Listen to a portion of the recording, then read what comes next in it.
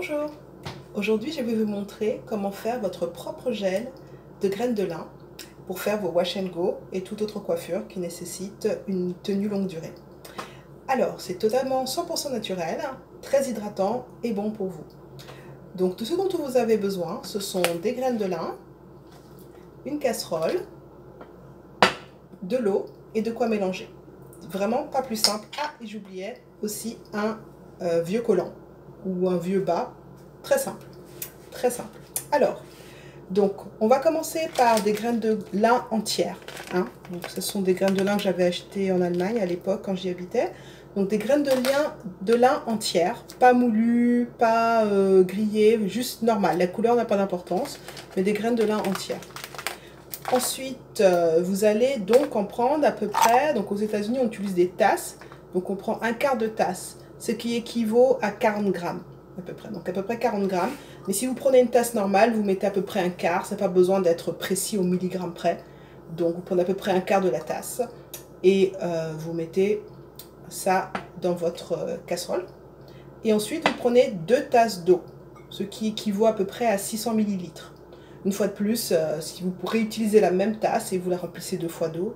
Et voilà, ça n'a pas besoin d'être exact, mais c'est à peu près la proportion que vous allez utiliser. Donc vous avez vos graines de lin et votre eau et vous mettez ça à bouillir. Et à la fin de la vidéo, je vous montrerai tout cela en action. Je vous mettrai le lien pour ça. Donc vous mettez à bouillir. Et vous mélangez, de temps en temps, vous mélangez pour que ça ne colle pas sur les côtés, que les graines soient bien mélangées à l'eau et que ce soit en train de bouillir sans être en train de coller. Et une fois que c'est fait, quand vous commencez à voir que ce n'est plus seulement liquide, mais que ça commence à devenir épais, que vous avez une mucosité qui se développe, ça se gélifie, ça devient gélatineux et épais. Vous voyez par exemple quand vous sortez la cuillère que ça traîne comme ça, qu'il y a du gel qui se forme, c'est bon. Vous l'enlevez du feu. Une fois de plus, vous verrez tout ça en image à la fin de la vidéo. Donc, vous l'enlevez du feu et vous laissez refroidir. À peu près 30 à 40 minutes, pas plus d'une heure. Si vous laissez refroidir plus d'une heure, ça risque de devenir trop épais.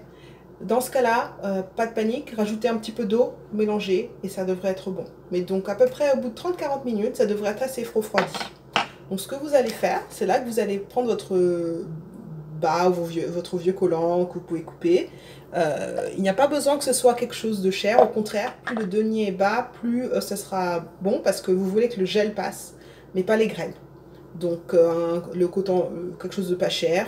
Donc vous mettez ça comme ça, par exemple, sur un goulot quelque part, et vous transmettez tout votre gel à l'intérieur. Le gel et les graines, tout ensemble. Donc ensuite, vous avez votre bas qui est rempli de graines et de gel. Et vous pouvez le faire par-dessus la casserole parce que le goulot est plus grand, donc c'est plus simple. Vous allez avec les mains, tout simplement, presser et ça va faire sortir le gel. Comme si vous pressiez un citron ou quelque chose, ça va faire sortir le gel, tandis que les graines vont rester à l'intérieur. Une fois de plus, vous verrez tout ça dans la vidéo à la fin. Ça marche très bien.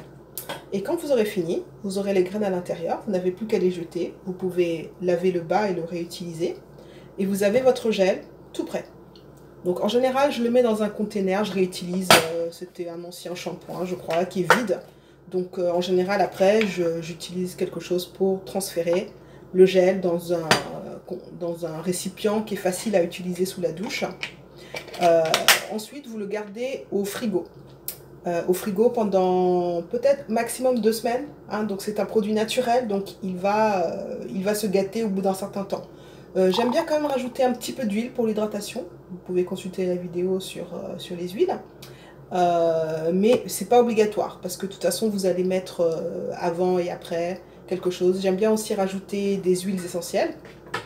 Donc par exemple des huiles essentielles de lavande ou autre, ça c'est pour l'odeur. Donc vous rajoutez juste quelques odeurs que vous voulez, vous mettez dedans si vous aimez bien, mais c'est pareil facultatif. Donc ça y est, votre gel est prêt, 100% naturel, prêt à utiliser. Gardez-le au frigo quand vous n'utilisez pas pour qu'il se conserve plus longtemps.